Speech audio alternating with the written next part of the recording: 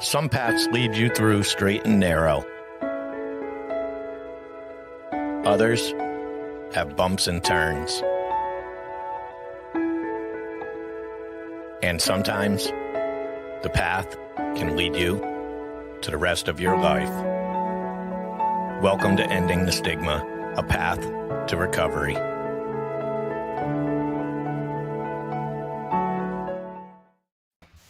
Okay, everybody, welcome back to Ending the Stigma, a path to recovery. I'm your host, Fred Carroll, and with me again is Scott A. Silverman, crisis coach, family navigator, author, and all those other good things that go with it. How are you today, Scott? Good. I'd like to say with you again, almost as if you thought I might not be here. Yeah. Hold on. I'm going to turn off my air conditioner because I think it's feeding back in. So, you know, I've got a fan on too. Let me know if it's coming from my end. Yeah. Entertain the folk. Okay. There's only one person watching, so entertain the folk. All right. So where are we? Today is August 11th, 2021. It's, close to the middle of summer. School's starting around the country. The new COVID variant is shaking hands all over the country. Jobs are up, unemployment's down. The fighting at legislative leadership level continues back and forth, and the friction continues as well. And we as a human race seem to be more frustrated than we have been in a long time. So, today my suggestion is take 5 deep breaths with your eyes closed. And if you're in California, please don't do that when you're behind the wheel. Be sure and make sure that you're at a stoplight or a stop sign, and do some breathing and do some listening and find a quiet space to maybe take a few minutes to yourself. And tomorrow, don't set the alarm and jump out of bed. Take a couple of minutes and rise slowly, and know that if no one's told you yet this week or this month that they love you, Fred and I love you. So yes, that's my happy thought for today. I mean, last week was a little bit of a rant. I'm a little calmer today because we have high humidity here, and I just finished a cup of coffee. So I'm purposely trying to talk slow and not perspire. Yeah, well, it's very hot here. We're going through a heat thing. But I did want to try, since we got 2 people here, maybe they could help us along. I'm going to try to play a video. It's like a 5-minute video. We tried this before, and I failed. When I killed our mics, it killed the sound. So I'm not going to kill our mics this time. And let's see if this works, because I want people to see this, because I think it's something very good. So let's drag this in and let's check it out.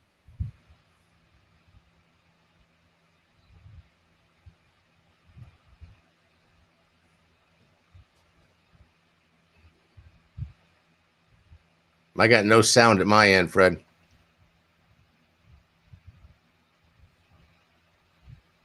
Well, I could hear it, but really? I'm not sure. Well, if you can hear it, I should be able to hear it. Well, we're going to find out in a minute. Okay. Yeah, it says no. They're saying no sound, so that's okay. Everybody gets to look at you. But I could remove it. So for some reason, same time as last time. I don't know why I can't get sound out of these things. I'll figure it out eventually. Are you running it through your Rodecaster? Yeah, this is basically your YouTube channel. It's a share. Right. It's a share screen, right? And it's no different than the opening and stuff when I share the opening. So who knows why it does it? No, but are you running it? Are you running it through your Rodecaster? I'm running. Yeah, it should be running through. Put some of your volume, because sometimes on mine I've had some issues where I forgot to put one of my volumes up because it's coming through a different channel than your microphone is. So make sure all your volume controls are up. That may be where the sound isn't coming through. Yeah, could be. Well, let's try. Let's try while we're here. This is a big test while we're live. I'm all yours for 30 minutes, brother. Let's see. Get those volume controls up. And make sure the 4 volume controls on the right and the master's up, and also your sliders. It could be the USB one, depending upon how you have it run through. Look at that tiny microphone on my face. Wowee. Yeah. By the way, this was 2011, 10 years ago. Well, I got everything cranked up and it's not. So, but eventually we will get it. You do look good though. You look good.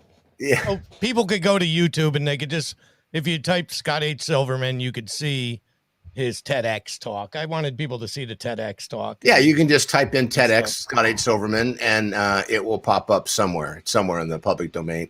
You know, it's a good thing we don't call ourselves professionals yet, Fred, because we're still in that learning curve. Yeah, well, it's all enjoyable. And unfortunately, the only way to test this stuff is to actually do it live. It's the only way you'll know if it's actually working. There's no you can't do it as a test between you and me and stuff because everything sounds great on my end. I can't tell what's going out to the people.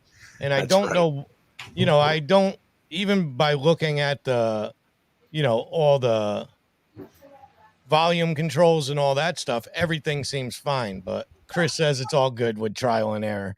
But that's what we are. So we're just human beings trying to help people. And unfortunately, we're not able to always do it. And, that's how it is. But, you got, I see your dog is there too. Yeah, somebody just stopped by. That's okay. Yours is here repairing our Error 21 on our washing machine. Oh, yeah. Well, Error 21, huh? Yeah, you gotta love that. They were supposed to be here last week, right? So, they give you this 5-hour window. And last week they never showed up. So we called and got another appointment a week later. So, I am probably wearing the same shirt I had on last week, but that's just the way it is. That's okay. Just the way it is. Yeah. So we were talking earlier, you and I, before we went live, about the continued difficulty of people asking for help and stuff. Is this something I'm starting to see it at an alarming rate of personal friends who, and I had mentioned to you that I get a little better feeling around since I'm more aware of mental health. It's more of an assumption, but I'd rather be wrong, I guess, and say something than write and go to their funeral. And it's one of those things where I don't really have the tools yet to interject. And it's something that's still plaguing the world, not even just the United States. I'm sure it's worldwide, the suicide issue and people dealing with issues and trauma and the COVID stuff. So what is some more continued advice on asking for help?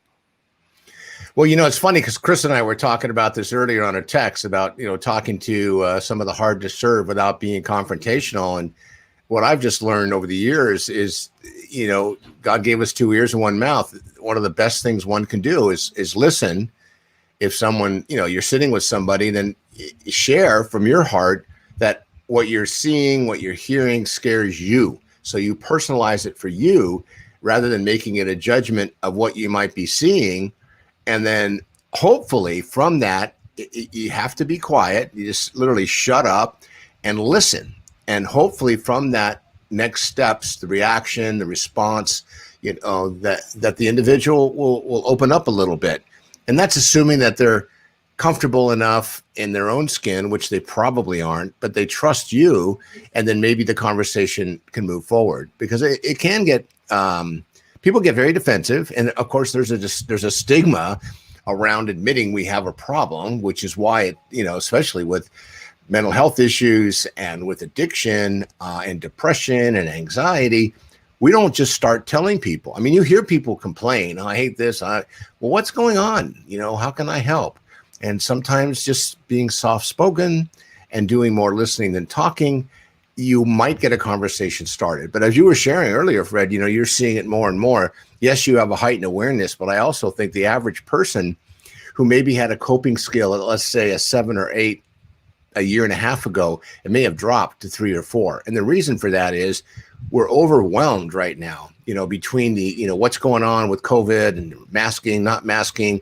And of course, if you're a parent with children, this whole issue about getting kids to school in a safe way and I'm not making a political statement. It can be overwhelming right now. And if you're a single parent and you're trying to figure out a way to get yourself back to work and to do what you need to do and support your children, and then you've got parents who maybe are elderly and you're taking care of them as well, in an environment right now where, if you turn on the TV, if you're not watching a comedy, you're probably watching something pretty serious. And if you're watching the news, they don't usually talk about things that are positive and good things that are going on, because that doesn't really make the news. So listen, personalize your fear for them, and hope that they'll share a little bit with you, and, do some more listening, and maybe the conversation will grow from there.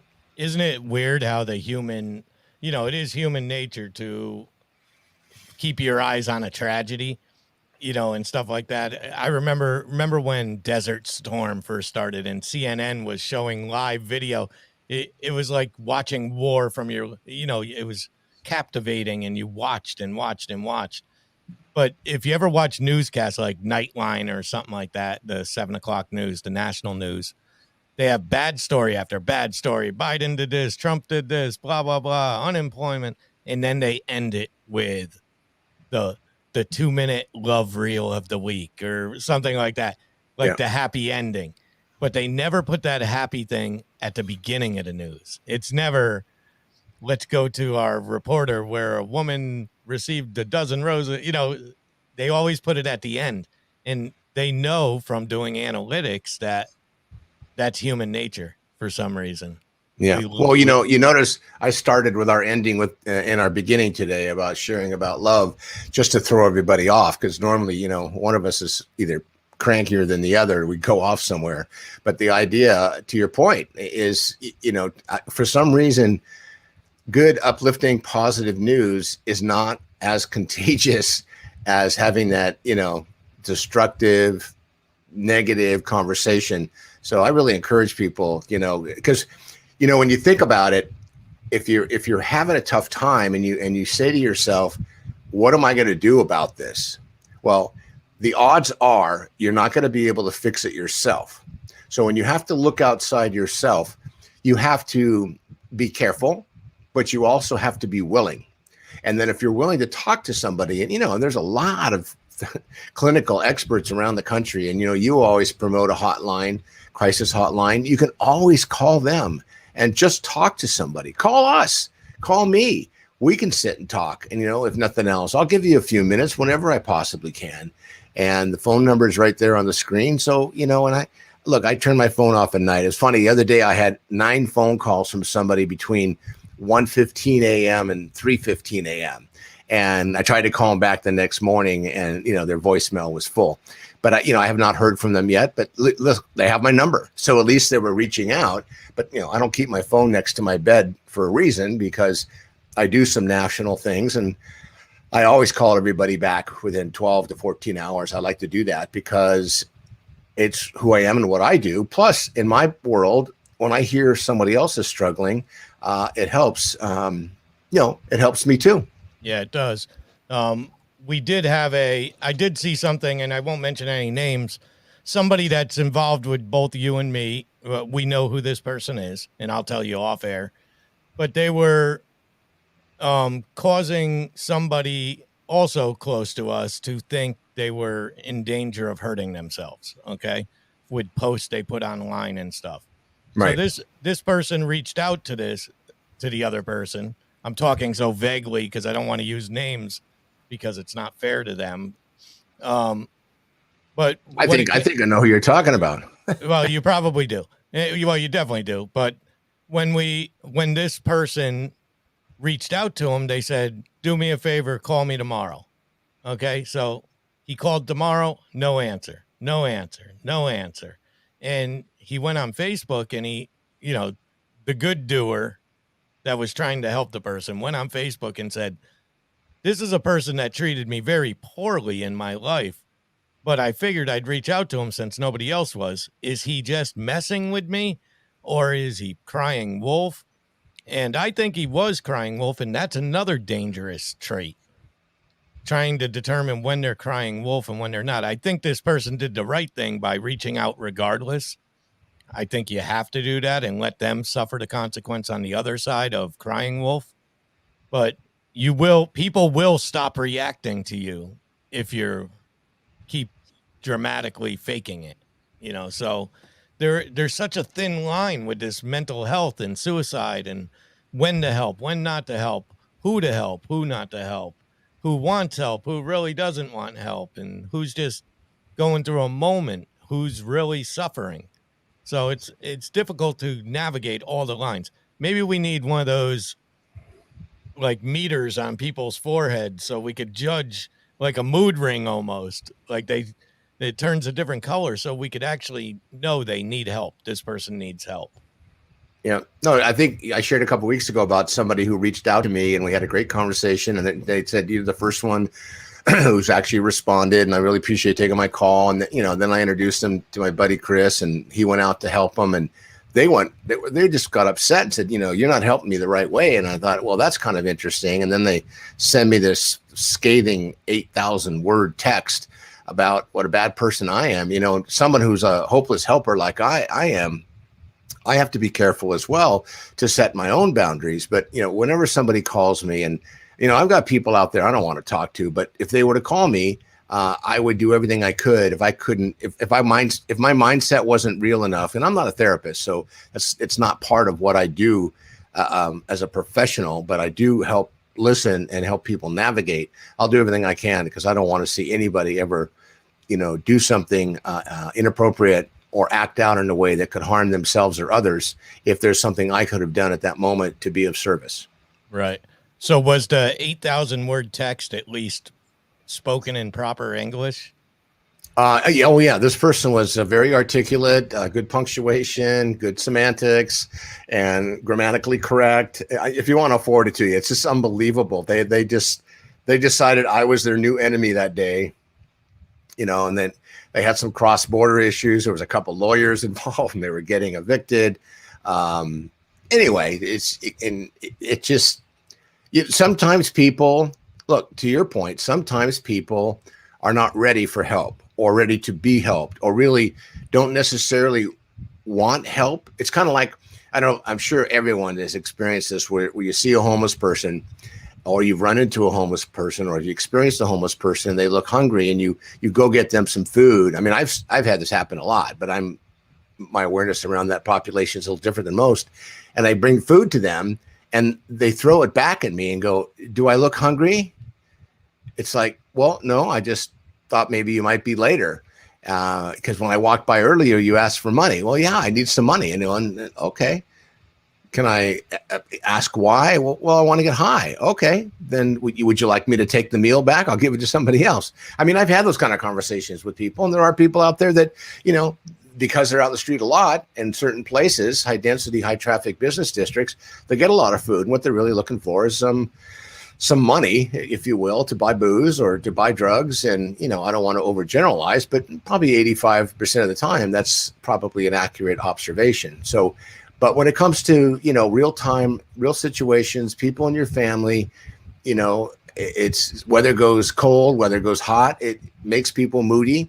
If people are sleep deprived, if people are depressed or anxious or uncertain about what's going on in the world, I mean, what we've experienced as a planet this last 2 years, the human race has never gone through. So we're, around the world, we're globally, in this situation where, if we were all helping each other, we'd certainly be a lot better off, in my opinion. A lot further down the road anyway. I don't know if we'd be better off, but we'd certainly be a lot less alone, and we wouldn't have the chronic reoccurring levels of emotional pain that a lot of us are going through one time or another. Is the addiction that's tied to homelessness, is it present before they're homeless and then made them or contributed to them being homeless? Or is it more common that they become an addict after being homeless and use the drug to just pass the time, to kill the night, kill the day, get to tomorrow? It's a good question. And I think it's probably mixed. There are people who, are chronic substance abusers suffering from addiction. Their substance use disorders have amplified. And in order to get high, they have to find resources to do that. And they, not going to find themselves, living or couch surfing or being with family members, or they get kicked out of the house, or they just get angry or upset, or they don't feel wanted, or maybe even abused, and they leave. So at the end of the day, it's a mixture out there. But to your point, once you get out there, just trying to get through each day and get high, or let me use a different way of putting it, self-medicate, whatever that might be defined as. It helps them get through the day. It's just, we have overdoses right now going on in our local jail system like we've never seen before. People are smuggling fentanyl in, or fentanyl's getting smuggled in, and people are overdosing. So it's something that's new that's going on now. I mean, there's always been some form of drugs, or people make alcohol in jail or prison, but the fentanyl right now, 8 or 10 people all of a sudden overdose on a cell block, it becomes a real problem. And that's making the news here. And I'm sure it's happening across the country as well. Yeah. And it happens. And these aren't homeless. These aren't homeless people. These are people who are sheltered. They have access to health care. Yes, they're in jail and prison. And, obviously they are acting out inappropriately, but, I've not spent time there. But if I was homeless and I was living on the street, I don't think I would be comfortable, meditating in the morning and taking walks in the afternoon and then going back to, the urine-soaked grounds that I was at the night before for safety reasons. I would probably do what most of them are doing out there. And there, of course, there's some that are so, needy in the way of, low disabilities that they really need a higher level of care, and they don't even know how to navigate to get themselves out of the street into a place. But, some communities are doing a better job than others. But, San Diego, Southern California is not doing a great job. Yeah. I see Chris just mentioned something, how the term homelessness is misused, in his opinion, of course. And it reminded me of that new movie where now I can't think of her name. It's a great movie that's out about a woman who just lives in her van traveling. Oh yeah, yeah. She got wasn't that an award-winning movie? Yeah, right? Great movie. But her niece at one time asked her why she's homeless, and she says, "Oh dear, I'm not homeless. I'm just houseless." Right. That's what she says, and that there is a difference. She chooses to live on the road in a vehicle that, and that's her life.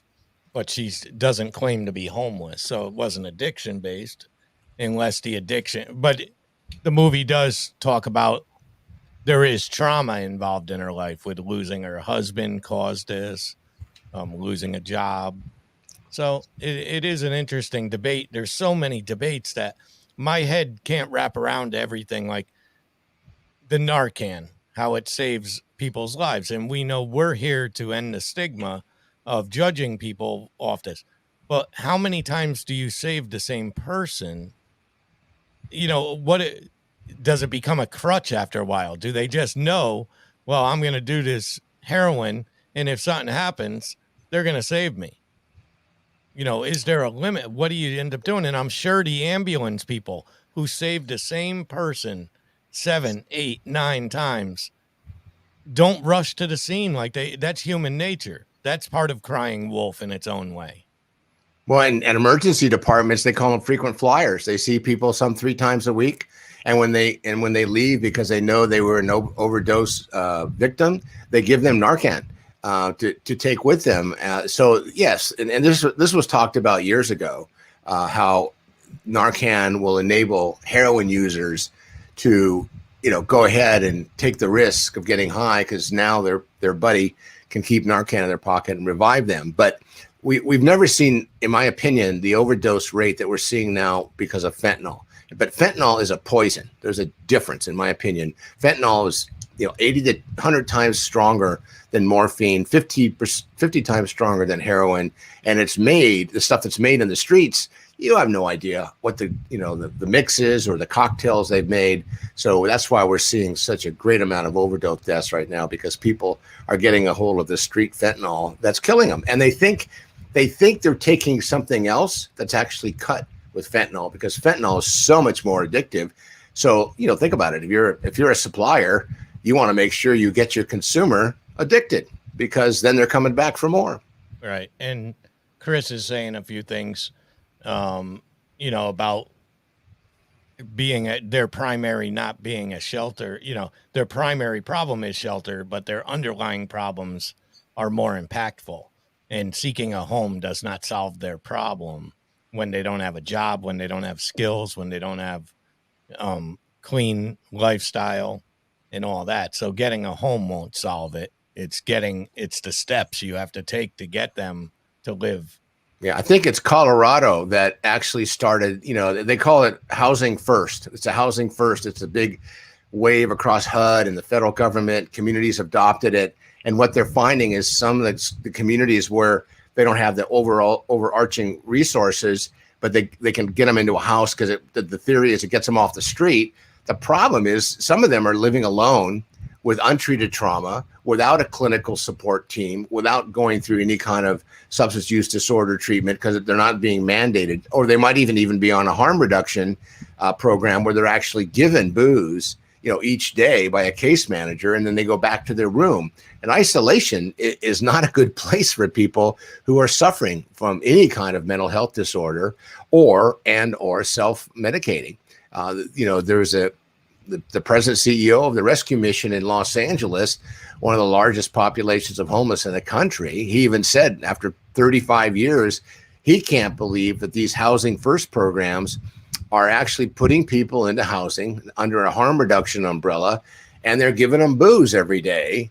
And they're expecting people to stay inside, live a different life, but they're not giving them life skills. They're not making it mandatory to be tested because they're giving them medication, if you will, to stay medicated. But people aren't going to just stay in their homes. And so far, the experiment, in my opinion, I think the results are out, but a lot of outcomes right now is putting people in a place by themselves. It's not a great model. I mean, all the anonymous programs, in my opinion, and I'm in one, I've been in one for decades, really works better than a lot of treatment programs simply because you're in a social model where you're kind of held accountable through your attendance in the program. And you could really see it this last year and a half when in-person meetings went away, and we got onto Zoom, and I was going 4 times a week, 5 times a week, and still try to. And not having that socialization, not having that social connection, not having that human touch as human beings doesn't work really well for us. And I think I've shared with you, we had some, high level medical professionals take their own life because, and my assumption is, or one of them is, that their personal practice of helping others basically went away with COVID, meaning they weren't seeing clients, which is how they kind of relieved, their pressure. I like that saying, pressure busts pipes. So even from a clinical perspective, we've seen a lot of people who have had a lot of difficulties because if you're in the people helping business and you can't help people, how do you fill that void? Yeah. So what does not being an addict any time in my life, what is the value? Where does the addict find relief in the anonymous program? What makes them go 4 or 5 times a day or a week? Well, I'll just tell you personally, when I go to a meeting, I hear other people's stories. I kind of laugh about this. I'll give you my quick analogy. Half the people go to meetings because they want to hear how bad it is with other people. The other half go there because they really need to hear the message.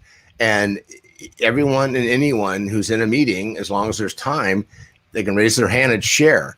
And when you're sharing about what's going on in your world, you're kind of leaving the stuff that's racking at you in the room, so to speak, and sharing it with others. And then others, if they have your phone number and you're going to a regular group, they'll call you, they'll reach out, they'll extend the hand. That's the social model where it's like call it a club, call it a service club, call it a gang, whatever you want to call it a family. I mean, and that's what it is people in recovery who have all kind of been there and done that. So they kind of empathize with whatever's going on with you. And if they're working any kind of program themselves, they're not going to judge you because they've been there and they've done that. So having that kind of an audience in a meeting, to me, is very helpful and healthful.